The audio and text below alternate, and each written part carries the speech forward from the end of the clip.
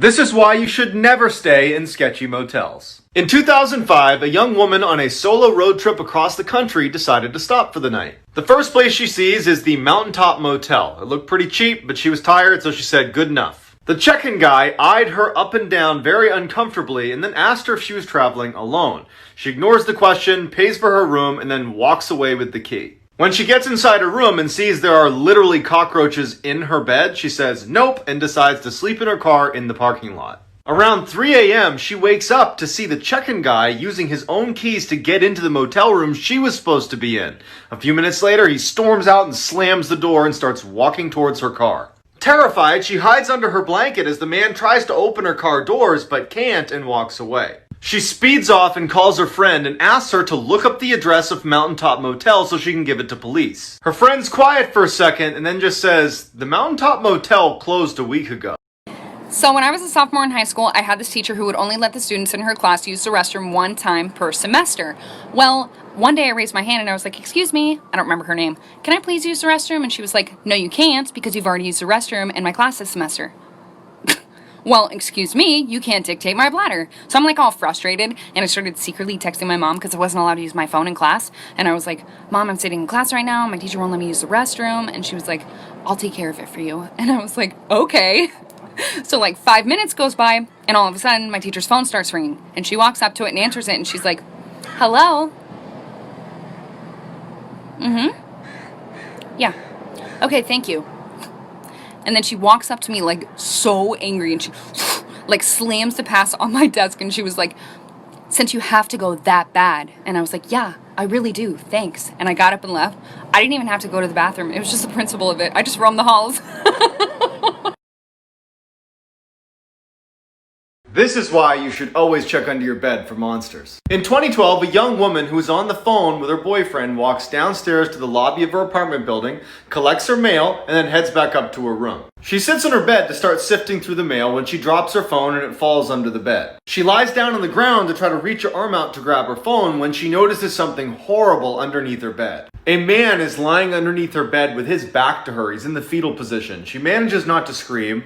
She grabs her phone and says to her boyfriend, "Hey, I gotta go shower. I'll call you back." And she quickly runs into the bathroom, locks the door, turns on the shower, and then jumps out her first floor window. Once she's safely across the street, she calls the police, who quickly arrive, and they go inside and they come out with a deranged, skinny-looking man. Before they take him away, one of the officers walks over to her with a very grim look on his face. He looks at her and he just says, "We found him standing outside of your bathroom holding a knife. He was waiting for you."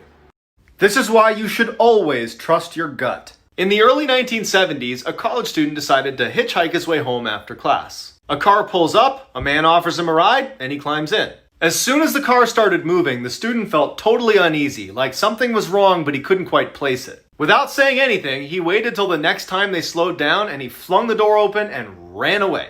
2 years later, he's flicking through TV channels when he comes across this special interview with a death row inmate. And it's just the audio recording, so he hears the interviewer ask the inmate, "Why did you remove all the door handles inside of your car?" The man just goes, "Well, the first time I tried to kill someone, I picked up a college hitchhiker who got smart at some point and jumped out of my car. So, lesson learned, remove all the door handles." When they showed his picture, the student knew immediately that he was supposed to be the first victim of John Wayne Gacy, aka the Killer Clown, who had killed over 30 men and boys in his clown room and stuffed them into his basement.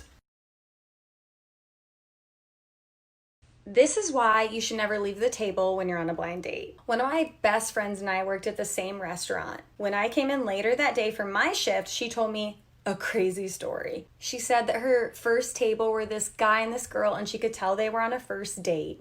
The girl was nervous, so she ordered a glass of wine. As far as she knew, the date seemed to be going well, and the girl got up to go to the bathroom. Right when my friend was about to come over and bring the silverware, she saw him put something in her wine. My friend, obviously terrified and freaking out, let our manager know, who then let the police know, and ran into the bathroom to tell her what was going on. The girl ended up staying in the bathroom until the police came, arrested him, and escorted him out of the building. It was noon on a Tuesday. You don't think you're going to be drugged at noon on a Tuesday.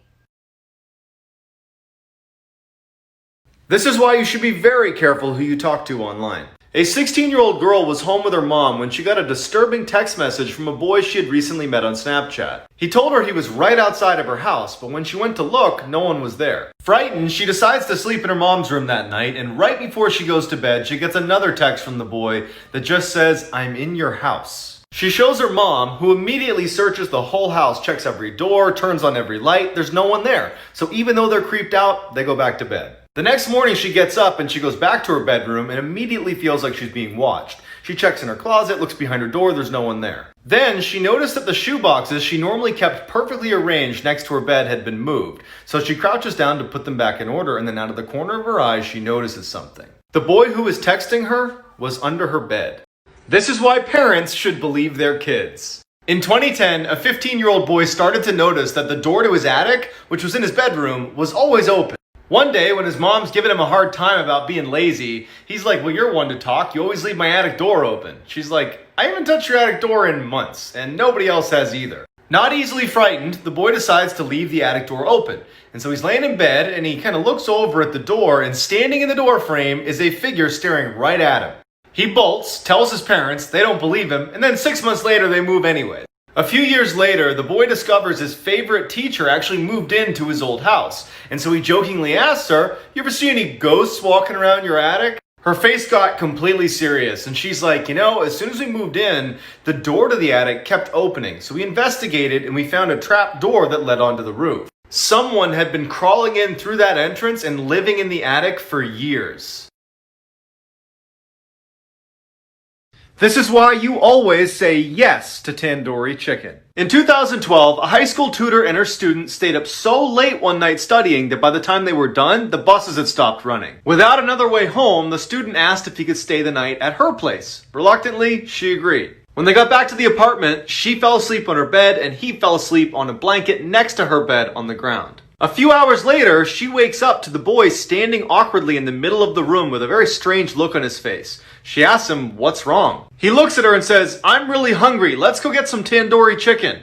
Confused, she says, "It's 2 a.m. Just get a snack in the cupboard." And he grabs her by the arm and he says, "No, we are getting tandoori chicken right now." And he yanks her from the bed. Feeling totally caught off guard by this whole situation, she goes into the hall with the boy, and as soon as the door shuts behind them, she can tell that he is terrified. He looks at her and just says, "I'm not actually hungry. When I woke up, there was someone under your bed."